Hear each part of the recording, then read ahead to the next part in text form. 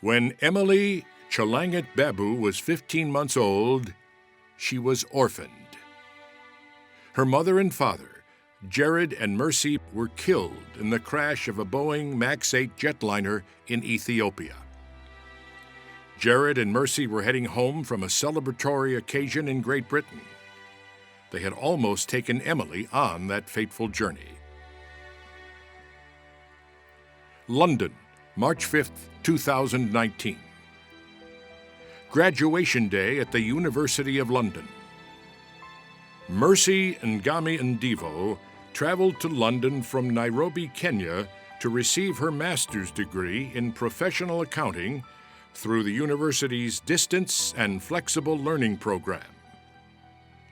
As Mercy crossed the stage, her husband Jared cheered loudly over the applause. Mercy Ndivo. Woo! Woo!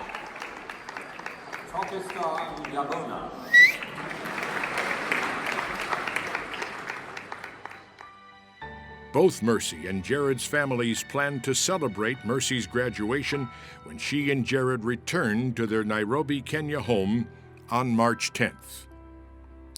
But March 10th became a day not to celebrate, but to mourn. Mercy and Jared never returned. Emily was orphaned when the Boeing MAX 8 crashed just after takeoff from Addis Ababa. And just turning on BBC News like this, I saw breaking news. Ethiopian Airline flight ET302 has crashed. Joshua Babu is Jared's father. He was watching the news with his son, Jason. I just felt dizzy. I just felt, am I dreaming or what is all this?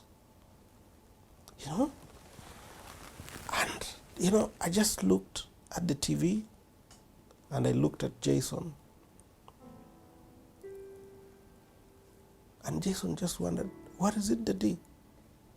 Why are you? And I told Jason, Jared and Mercy were in that flight. 9-year-old Jason tried to call Jared's cell phone. There was a ring, but no answer. Then Joshua went to tell Jared's mother, who is also named Emily. And that was the toughest exercise I've ever had in my life. But I said I have to say it because it's not something that I'm going to hide. I just went in the bedroom and I just told her that Jared and Mercy's flight has crashed. She said, oh my God. And she started wailing and she started praying and wailing at the same time, praying and wailing, From that moment, Emily has lived a life of great sorrow. The pain that I'm feeling, the sorrows that I have is just unbearable. I don't think words can express what I'm really feeling. I don't know how to express. I have had 7 months of agony. I have been in self-denial. I have been hoping that Jared was going to ring the bell and I'll just open for him the door. And he'll just come in and hug me and tell me, Mommy, what do we do today? How are you? I've been hoping for him to come. I've been hoping for him to come back. It was Emily Babu who called Mercy's mother, Beatrice, to tell her of the crash, who then told Mercy's father, Frederick, and Mercy's grandmother, 90-year-old Katiti Kimuyu Ngula. She said, Mama Mercy, plane crash. And she was wailing. And I asked, what? She said, the plane crash. And I asked her, which one? And I said, no, this one cannot be the aircraft that our children had boarded. And I said, no, No, no. My wife was also outside wailing. She cried out and she dropped the phone. I didn't know what it was. I asked her, what is it? What is it? What is it? She could not say what it was because she was also yelling, crying and saying it, they are no more, let it not be so, let it not be so. Everybody was wishing it has not happened. Mazi ukithelekela na ngai indi amuyeneza na naje kana kau utiye ngai ekalena koneza akatetheti lakibo no ngai abuani utethio wako keane ke utsuvio likekaethiwe na kuona thina. Two very promising futures were taken when Jared and Mercy, both 28 years old, were killed. Individually, they were truly accomplished people. Together, their promise, personally and professionally, was limitless. It isn't too much to say that Jared and Mercy were among Kenya's potential best in a nation hungry for world-class modernity, in a country proud of its ancient tribal heritage, but needing to change perceptions. Jared Babu was born in January 1991 to accomplished parents. His mother, Emily, has one college degree in commerce, another in accounting and business administration. His father, Joshua, founded Seaways Kenya Ltd, a clearinghouse for forwarding freight in Kenya, Uganda, South Sudan, Rwanda, Tanzania, and other African countries. Seaways ships cars and trucks, myriad consumer and industrial goods, and provides all the necessary customs clearances, shipping, packing, and insurance. Jared graduated with honors from Nairobi's Strathmore University in 2012 with a commerce degree, and then joined Seaways. Jared quickly modernized the company's customer relations management through a cloud-based computer program. It was very successful because it was a new concept which we were not using before, but it created a totally different culture of dealing with customers. But that was only the first of several high-tech innovations that Jared would bring to the business. Another was establishment of a maritime insurance division. He also brought Seaways new ideas and leadership skills. Jared put Seaways online via Facebook, Twitter, and LinkedIn. In Kenya, most people don't go to a dealer to buy a new car or truck. Mostly they go to brokers, and delivery of a vehicle can take months. Buyers are faced with a maze of regulations and taxes quite proprietary to the country. Jared created an award-winning computer program to make car buying easier and faster for Seaway customers. And the biggest challenges was, although people really wanted to buy cars, they wouldn't know what would be the final cost by the time they can see a very cheap car in Japan, but they can't be able to figure out how much it will cost when it gets here. By the time they pay the taxes, they ship, they clear, pay the port charges and all the rest of it and have the car registered. So he started creating a portal which will automate all this. And that's the one that he called Garimoto Portal. And that he started in 2015. That's a project that took him a whole year. And from that success, Jared established an independent software company called Molotech that provided similar service to the general public. Another independent venture that Jared developed was a company called Adlink, which proved very successful in consolidating advertising placements for businesses located in shopping malls. Munyutu Waigi was Jared's partner at Adlink.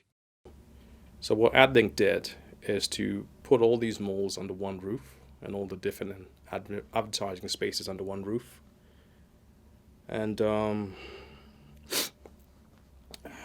allowing you to just pay once with Adlink and we have the ability to then take your ad to all the different malls across the geography that you want to advertise in. So if you were selling, for instance, a vehicle, we'll be able to advise you which are the best malls to put your car ad at. If you're selling a house, we're able to advise you in which mall the house ad should go up to, and we would do that for you. Ted Ochola was a close friend of Jared and a business partner in a number of the entrepreneurial ventures outside of Seaways. Their first business was called Asta Wash, a cleaning service. So a brief history of the companies we've worked with Jared previously. One was Osterwash. That's where we first started working together. It was basically a cleaning and services company where we ideally came together with a group of friends of 4 to work together to see how we can offer cleaning solutions to families, as opposed to them going for car washes or them going to malls to go get their cars cleaned. And also on top of that, we also bundled into that also cleaning of apartments. So we were looking at mainly working with apartments, and when people come home in the morning, when they leave, they get their cars washed. With his experience establishing a maritime insurance division at Seaways, Jared, with Ted Ochola and others, began developing a business that would offer the general public a wide range of choices when selecting an insurance company.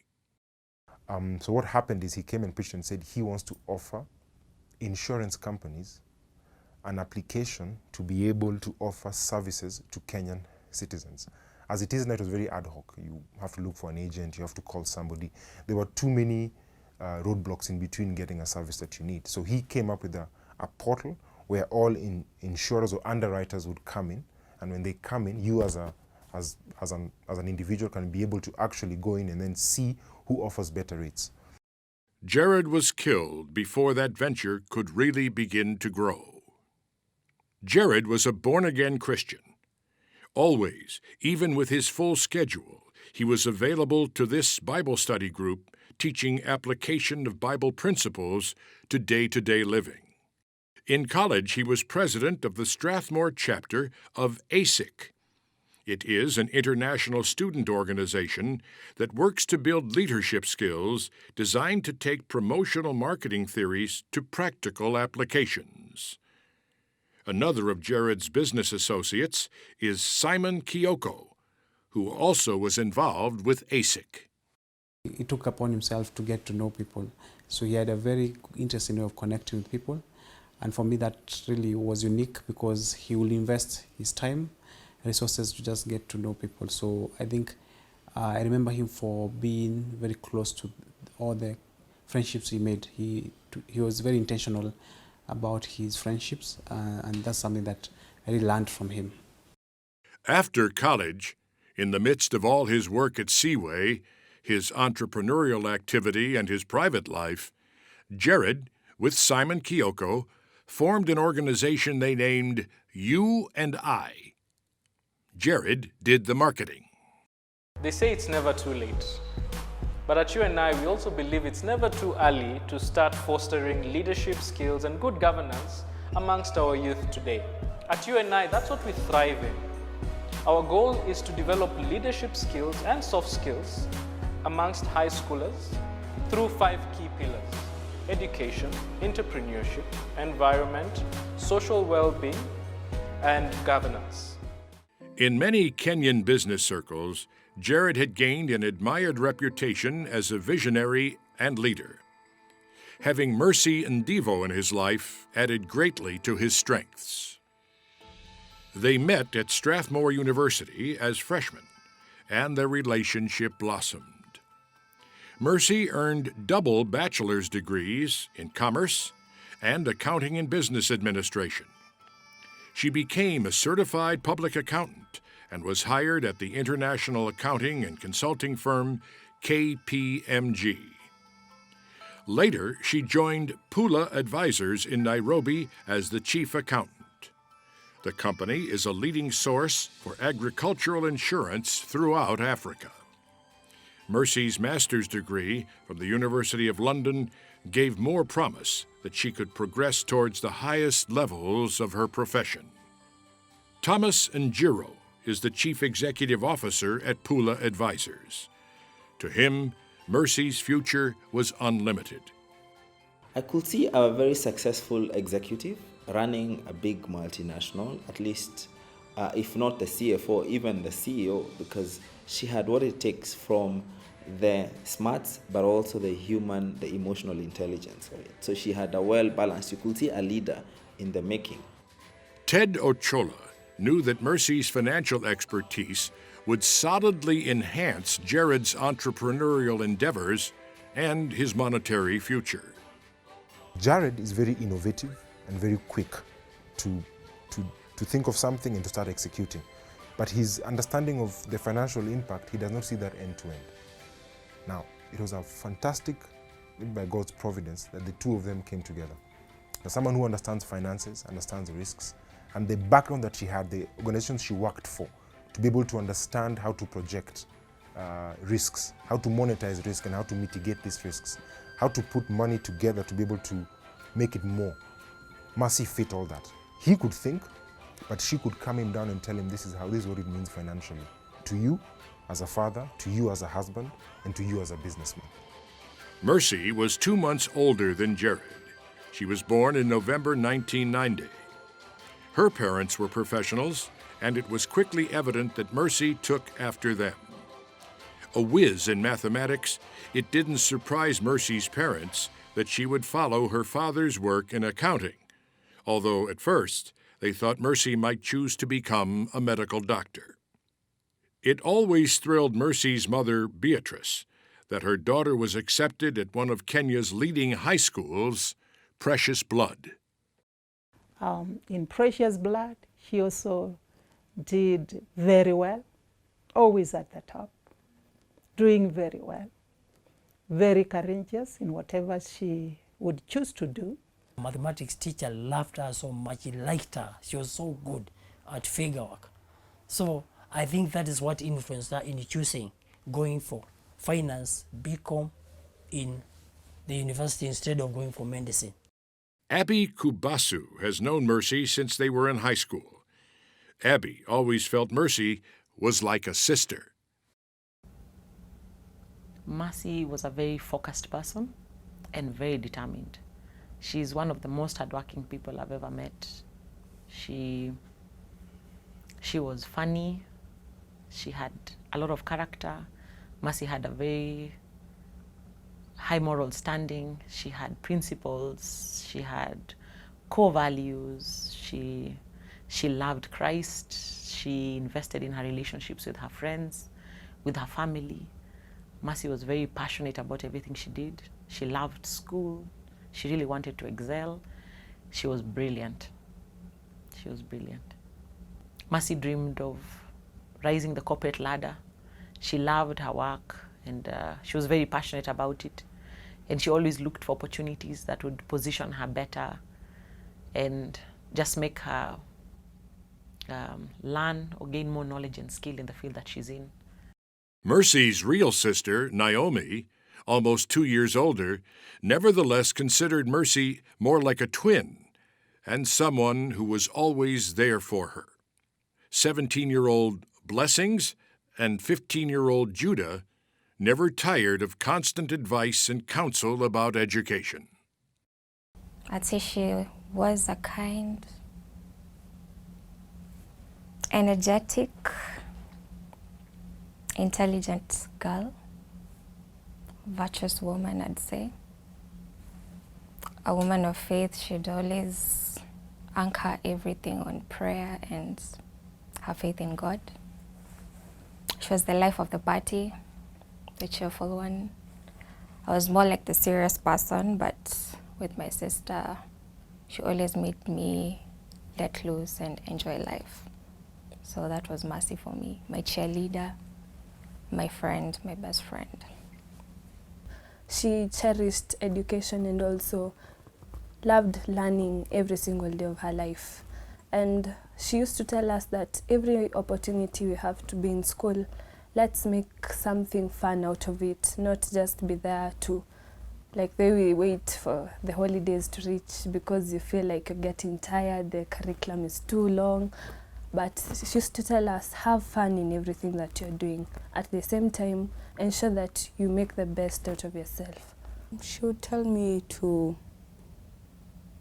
do what I wanted to do and be passionate, but as I was in school, I should give my studies my all, because I went to a really good school and she wanted me to do better than all of them. She would tell me that you're the last born, you should be better than all of us in the family. Mercy's family is very religious. When her parents and siblings speak, God's name is often included, whatever the subject. This is Mercy's brother, Emmanuel. Above all, she was God-fearing. Yes. And she really cherished and valued family. 9-year-old Jason Babu Mwazo's closeness with his brother Jared is exemplary of the love and devotion Jared brought to his family. I'm gonna miss when he used to study with me, to play with me, and help me be a better person. What Mercy was to her family, Jared was to his. But Mercy didn't teach piano or usually sing Swahili songs. Yo, what's up? I'm with my bro Jason, and we're about to sing for you Nerea by Sauti Sol, starring Jason and Jared, the double J. Here we go. Okay, Jason, look pretty and smile for the camera. And there's a piano here, if you can see. So that's what we'll be playing. We'll be playing the piano. Whoa! Excitos! Excitos! Hiya, here we go. Are you ready? Are you ready?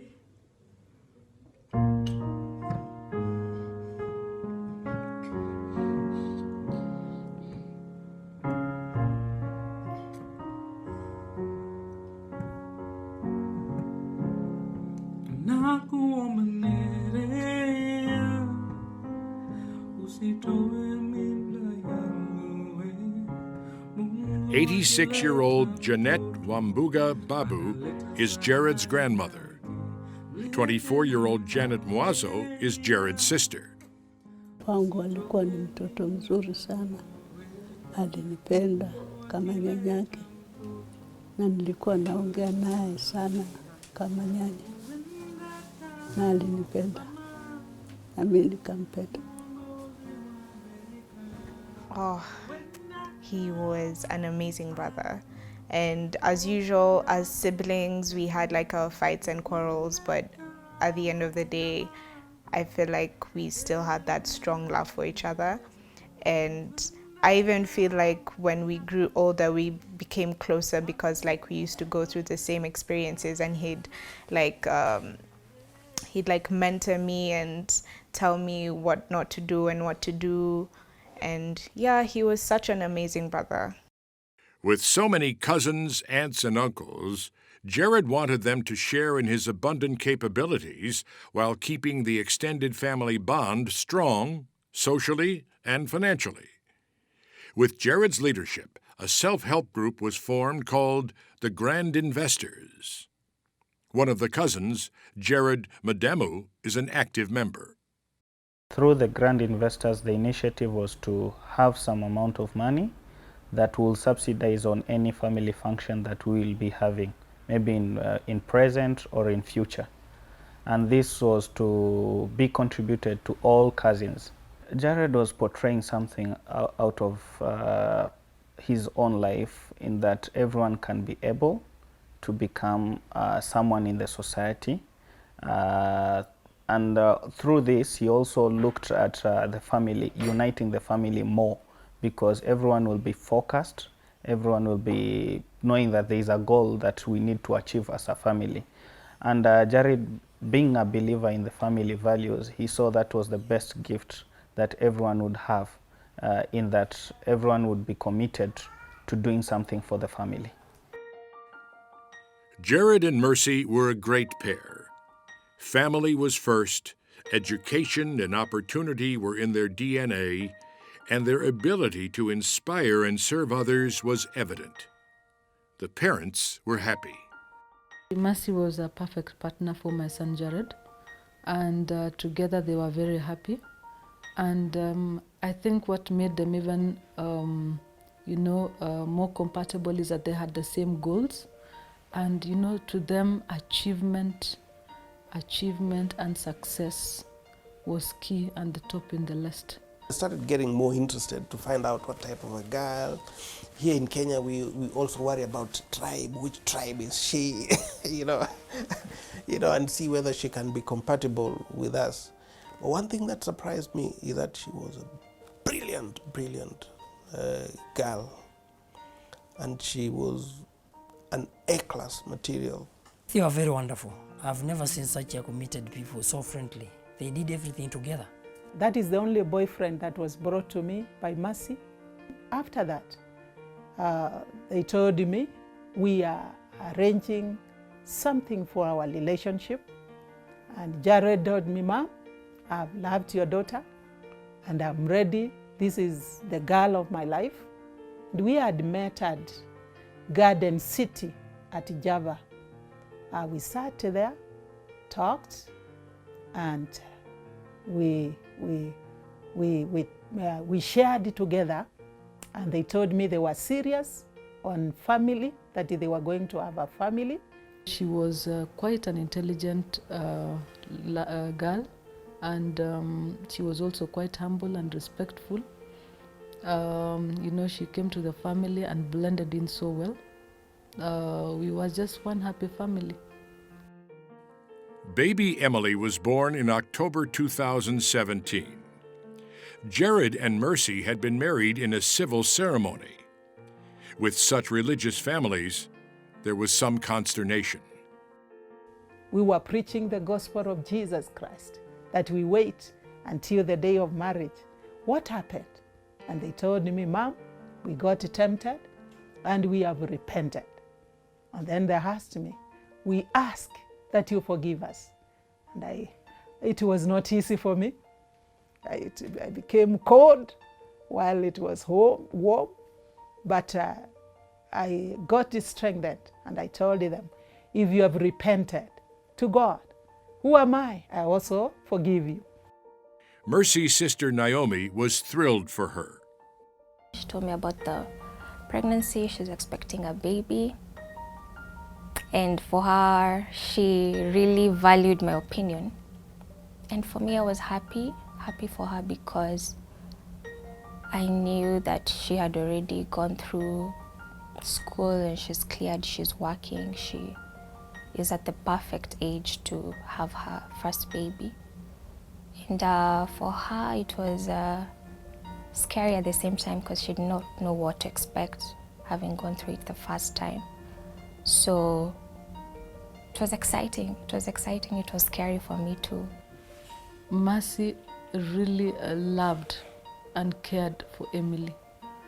Baby Emily was everything to her, And even when I was speaking to her colleagues, they were telling me how she really used to care and value for the baby. When the baby was born, she was also so happy, so excited to be a mother. And you could even see the way she's caring for her, and the way she reads books so that she can understand, how she would ask me questions. Mom, what am I supposed to do here and there? When the baby is like this old. So she really loved and cared for baby Emily. Jared used to look forward to a lot with his daughter. He used to say about when she joins school, when her first dates are going to be, and how he's gonna threaten or interview the boy she would date if it gets to that point. How she would just be, which personality she would take, whether it was the mothers or the fathers, and what career path she would he had a lot of future plans for her, and they were all great, and he could not wait to see her grow up and be an amazing person. Everything seemed perfect for little Emily. She was a healthy child. Her parents were obviously loving, excellent providers. There were 2 large families behind them, and she always was the center of attention. Mercy and Jared planned to get married in a church in December of 2019. Their career paths were clear. Their future could be envied. Mercy planned to continue working with her mother and mother-in-law caring for Emily. Jared was continuing to develop his various businesses while still streamlining and growing the work at Seaways. Joshua Babu expected Jared to eventually take over Seaways and even have Mercy join the firm. His intention was to make sure that Mercy was eventually incorporated in the family business and his business activities. And of course, Jared knew that he was the heir apparent in this business, being the firstborn and being the one who has now been incorporated into the business before everyone else. It was natural for him to be the one to take over this business and inherit any shares. Those who worked with Jared, who understood his motivations, knew his success was not only for himself, not only for Mercy and Emily. Ted Ochola may have said it best about Jared. Jared was, said Ochola, a buy Kenya, build for Kenya kind of individual. At Pula Advisors, Thomas Najera said much the same about Mercy. Why you joined Pula? And she started telling me stuff like, yeah, I have my accounting skills, yeah, but I just want to be part of solving Africa's problems. Lifetime income for Mercy and Jared would have been expected to be very significant in Kenyan, American, or any currency. Seaways, other businesses, professional skills, knowledge, and devotion to work, not just for themselves and their daughter, but for Kenya's future, set solid foundations. If Jared continued to be here, that I can for sure tell you that surely would have made millions of Kenya shillings, thousands of dollars within the first 10 years of it actually being incorporated and it doing business. Molatech, if you put that together, surely Seaways Insurance Agency, all those combined would have been in millions of dollars and maybe billions of Kenya shillings. The revenue is one angle, but there's the life impact to the people who you empower to also develop revenue for their own families. All that would have been a potential that Jared would have actually fulfilled in society. And it goes on to part of his mantra when he was in ISEC. His main objective in ISEC was to empower young people to think differently, to innovate, to become more effective and better people. When planning their trip to England for Mercy's University of London graduation, many relatives wanted to travel with them and take baby Emily along. But it was decided otherwise, and a big graduation celebration was planned upon Mercy and Jared's return. The baby was left with Jared's parents.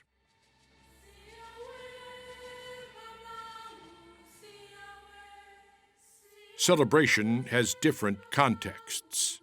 10 days after the Boeing MAX 8 crash, a celebration of Mercy and Jared's lives, a memorial service, was held in Nairobi. Another was conducted 2 days later in Mwazo, the Babu family's ancestral village. In the first weeks after the crash, authorities found Jared's passport and some credit cards. By the fall of 2019, with DNA analysis, some remains of both Mercy and Jared were returned. All the grief was compounded at 2 funeral services, in Nairobi and at the burial in Mwazo.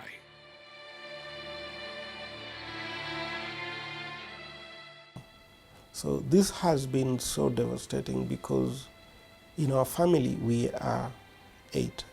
I've got 6. We are 6 brothers and 2 girls.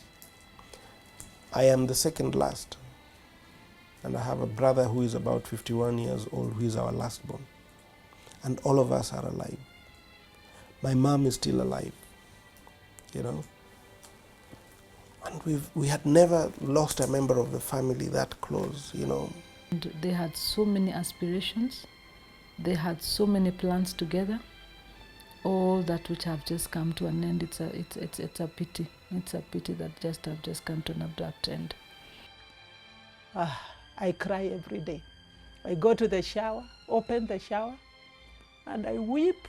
I call God. It's not that I have no hope that I will not meet my children, but I'm still in this flesh. I have emotions, so I open the shower, I cry, I call God, and when I'm through, I take a shower and I go out. In the office, sometimes I remember the pain, I feel the closeness and the loss of love. I cry even when I'm in my office. So many in both families cry. So many have their own grief, their own loss, their own pain, their own anger. Everyone is tortured by the thought of how Jared and Mercy suffered in the last seconds of their lives. Nothing, no one can replace them. For Emily, this is the only birthday party she'll ever have with her mother and father.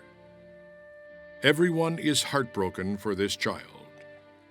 Emily will always be loved and cared for, but her world has been shattered, and she is only beginning to learn that. When you show baby Emily like the photo of the mom and the father, you know she wants to see the mom and she doesn't want you to take away the photo for the mother and the father. You know, just saying that is mama, that is mama, that is papa, that is papa, and she'll stay. And I'm just asking God, please tell me what is going on in her mind. So she must be asking, where are they? Are they coming back? It's very sad. That is the most sad part of the whole of this air crash story, because that girl is so innocent. Emily is so innocent. She is orphaned. She'll never get that companion and love of the parents. She will have to live to be told what really happened. And I don't know who will tell her that story. It's so sad.